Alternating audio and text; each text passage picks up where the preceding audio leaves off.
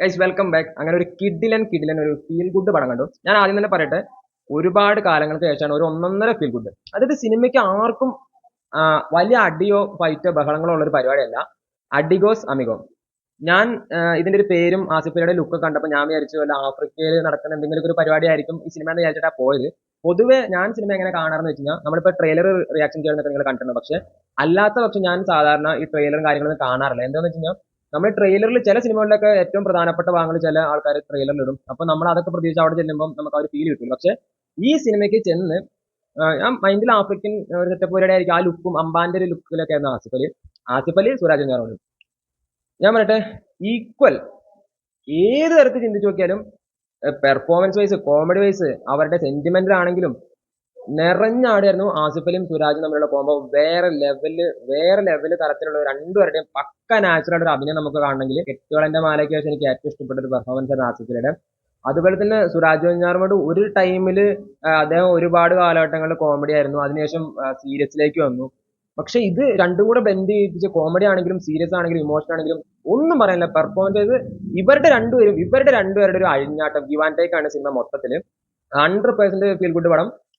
നിങ്ങൾ എനിക്ക് തോന്നുന്നു നമുക്ക് ചില സിനിമകളൊക്കെ നമ്മൾ കാണുമ്പോൾ വ്യക്തിപരമായിട്ട് നമുക്ക് ചെറിയ ഡെവലപ്മെന്റ്, ഓരോ ആളുകളുടെ ഓരോ മൈൻഡ് സെറ്റ് ആണ്. എന്നിട്ട് ഇപ്പൊ KGF കണ്ടിട്ട് നമ്മളിപ്പോ നാളെ ആരും വെടിവെക്കാൻ പോകുന്നില്ല. പക്ഷെ നമുക്ക് ഓരോ എഡ്യൂക്കേഷൻ ആണെങ്കിലും ഒരു സിനിമ എന്ന് പറയുമ്പോൾ ഇപ്പൊ നിങ്ങളുടെ മൈൻഡ് ഭയങ്കര ഒരു ക്രൂരമായ ഒരു മൈൻഡിൽ നിൽക്കുകയാണെന്നുണ്ടെങ്കിൽ, ഒരുപക്ഷെ നിങ്ങൾക്ക് കുറച്ചൊക്കെ ഒരു മനുഷ്യത്വം ഉണ്ടെന്നുണ്ടെങ്കിൽ നിങ്ങൾ ഈ സിനിമ കാണുമ്പോൾ നിങ്ങളിൽ ഒരു നല്ലൊരു മനുഷ്യനെയും കൂടെ ഈ സിനിമ ഉരുത്തിരിക്കാൻ ചാൻസ് ഉണ്ട്.